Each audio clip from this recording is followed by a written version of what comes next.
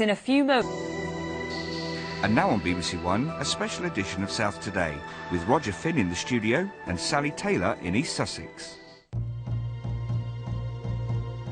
Tonight, hundreds are still homeless, businesses are devastated, and lives are ruined.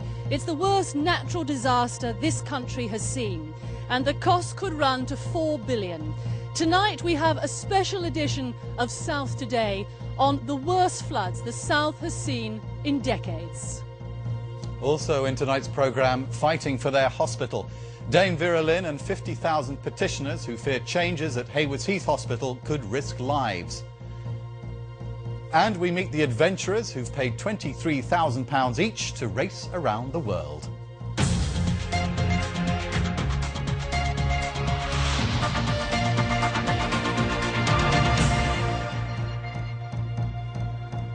Well, I'm standing in the main street of a small residential area in the heart of Lewes, one of the worst towns affected over the last 48 hours in these floods. Well, you can see quite clearly behind me the ambulance and obviously the houses on the right. Let me give you some idea of where that water was.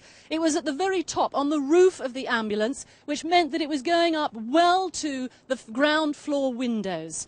Now, fortunately, as you can see, obviously, the floods are receding. The water is going back. The Environment Agency and the fire services have, later on this afternoon, begun to pump the affected areas, to pump the water away from those areas. Chris Ware has been to the town centre of Lewes, and he's found out just what the damage has been done. One flood, one business, a £1 million mess. Hundreds of homes and businesses started today like this, saturated in water, oil and worse. Time for a stiff upper lip.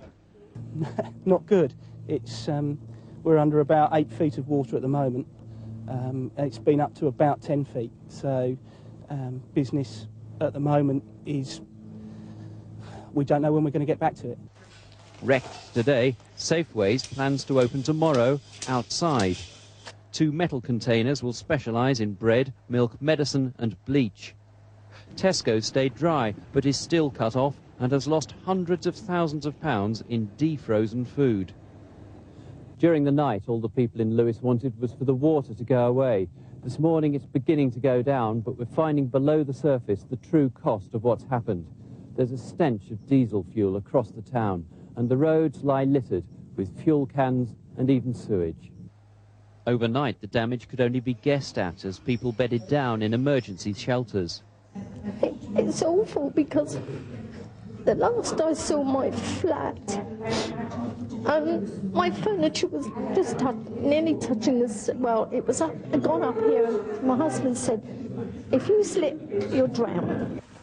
High water came at 1 a.m. as the rescues continued. Then, at last, very slowly, the water began to subside. The highest point of the flood was just here. During the day, the water has slowly moved out, and we're now approaching low tide. The good news is that the low water mark is here. The bad news is that the river still lies over there. Last night may yet turn out to have cost £4 billion worth of damage. Britain's costliest ever natural disaster. Chris Ware, BBC South Today at Lewes. You know, it's hard to imagine what the inside of many of these homes is like. Just around the corner is the home of Gordon and Claire Baker. That's literally just to the right of that ambulance. They got married just a few months ago. They were decorating their house when this happened. They let me join them when they returned home for the very first time. Our little home ruined, mate. Look at it. Oh, it smells so horrible. Come together. I really didn't expect the furniture to have moved itself, actually. I was expecting the furniture to be reasonably where we left it. But this is mad. This is crazy. You know, it's, well, it's dreams, isn't it? Yeah, you work hard and you put your money together and get somewhere nice, and you can't do nothing about this, can you? You okay? Yeah. Sure. Yeah. Sure. Yeah. Okay. When you haven't got loads of money, you do it bit by bit and you add pieces here and there. And insurance would never recover that sort of thing, you know? All you can do is build it up again from scratch. I felt sick all day, physically sick. And now, I don't know really, now I've seen it. I don't know where to start. Claire and Graham Baker, who are facing what many will face over the coming few days. Now, just up the road is Uckfield, one of the first towns that were badly affected. Who can forget that water running through the main street, 5 foot 6 feet deep? Businesses have been badly affected. The mopping up process has begun. Caroline Richardson was there. Uckfield High Street today. It doesn't look any different from normal, does it? But yesterday was quite a different matter. The whole town was a torrent. The water here is 7 feet high, and underneath it was Sylvia Jenner's newsagents. And I just literally stood along the road and watched everything of mine disappearing through this window that had smashed, and everything was just floating by. It's heartbreaking. Sylvia took delivery of her Christmas stock only yesterday, and she's worried the insurance won't cover it. That's the bit that we're worried about, because we are a small family business, and whether we can afford it or not to continue is entirely up to what we find is the sum of the end of the day. But the flood didn't discriminate. It raged through small family businesses and national corporations, leaving dedicated staff to wade through the silt and sewerage. The nappies, disposable nappies, I didn't realise. I thought they were sandbags. Because they were swollen up like that. They were awful. Huge craters had appeared in the pavements, but just as quickly the workmen arrived. The push to return to normal has given the town a sense of focus. All of the boys are out with the wagons at the moment, cleaning up the debris. And after that, we've have to have environmental health people around to look for pollution. It'll be weeks before a final figure can be put on the damage, but many will struggle to make it through the next few days. Caroline Richardson, BBC South Today in Uckfield. The figures that have been talked about this afternoon are in the region of £4 billion. That's the cost of the damage over the last few days. And that is likely to rise as well as people put in their insurances, obviously for the houses and contents, as well as businesses.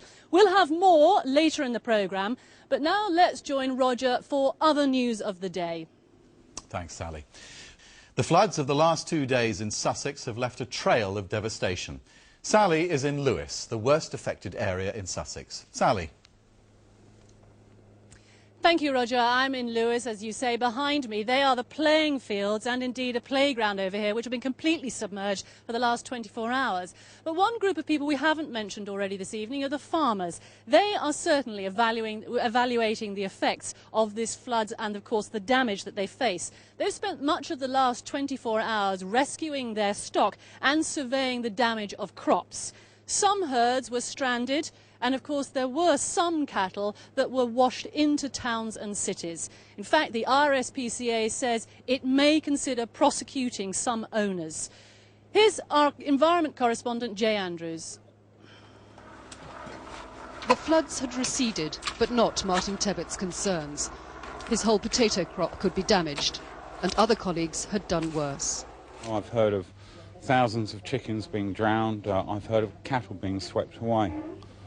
I've heard of people lucky to escape with their lives.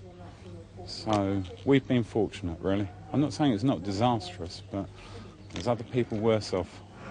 There's also been a potentially disastrous delay to winter crops. Overall, the Farmers' Union says millions of pounds may have been lost. This herd, at least, was safe. Among those helping rescue stranded herds was the RSPCA.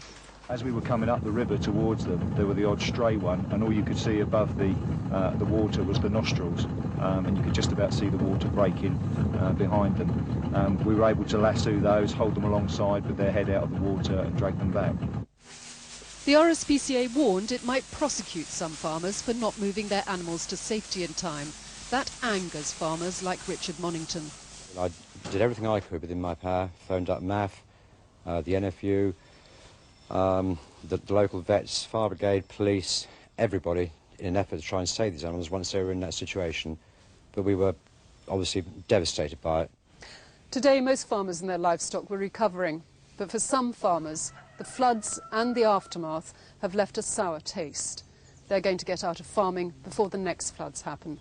Jay Andrews, BBC South Today, East Sussex. Peter Midgley from the Environment Agency is here with me. What about the development on the floodplain? Some people have criticised that, saying it should never have happened. Certainly development has been a factor in the flooding in some places, but what we've got to do first is to look at how we can best protect better those properties which have been flooded over the last few days and lie in the floodplain. Then, more importantly, we've got to look to the future and ensure that flood development is kept well away from the floodplain. We don't want to build up problems for the future. We don't want more people's lives and businesses destroyed. Thank you very much, Peter Midgley. Dr. Graham Bickler is here with me, Director of Public Health with Sussex Health Authority. When people return to their homes, what are the do's and don'ts that they should think about? Well, I think the first thing is that people shouldn't return to their homes until they're safe. That is until the gas, electricity and structural issues have been sorted out. When they do, the important thing to remember is that floodwater has been contaminated with sewage, diesel, maybe other contaminants, so it should be treated with great care. Wear rubber gloves, use plenty of hot water, with detergent to clean things out. And although tap water is safe to drink, the tap water supply hasn't been contaminated, the taps may have been. So clean them thoroughly, allow the water to run for a quarter of an hour before using any tap water for drinking. Dr. Graham Bickler, thank you very much. And obviously there will be help on local radio stations, which people will be giving out over the next few days. And finally with me is Cheryl Miller, who's the Chief Executive of East Sussex County Council. If you like, more globally, if you like, than as an individual, you've got roads, schools, highways to look after. What's your immediate priority? Well, the immediate priority is to look after the people who we've had to evacuate into the homes and make sure that we can return life to normality for them as quickly as possible. But having said that, then we're in the business now already of actually repairing the roads. We're looking at the bridges as well. One or two of the bridges, we've had to get structural engineers out to check that they're safe. Who's paying for this? Well, clearly the insurance industry is going to have to bear a lot of the cost and premiums will go up. But as far as public expenditure is concerned, the Minister did suggest this morning that given the scale of the disaster and provided the rules are followed, that central government would help us out. The difficulty is that under the rules we have first to spend in excess of £750,000 of East Sussex residents' money before we can even turn to the government for help. Once we turn to them, there's no guarantee then that they will give it to us, and if they do, it will only be partial. So I suspect most of the money will actually have to be diverted from other services. Cheryl Miller, gentlemen, thank you very much for joining us this evening. More from us at the moment, but now let me hand you back to Roger in the studio. Thanks, Sally, and let's move on to sport. Return to the floods in Sussex one last time, and to Sally, who's in Lewes. Sally. Thank you, Roger. We've heard many remarkable and dramatic stories over the last 48 hours, but perhaps none more so than that of Julia Black. Cut off by the waters, she went into labour. The emergency services then got her through the floods to hospital with her partner. Today, cradling her baby son, she spoke to our reporter Sean Killick. Well, after a flood of near-biblical proportions... And what was your reaction to all this? Well, a wonderful story when there's so much misery around. People now are hoping to return to their homes. There's been the most phenomenal floods here, the worst in decades that the South has seen, costing something like £4 billion. But now the people of Lewes and the surrounding villages and towns want to return home. From us all in Lewes, a very good night.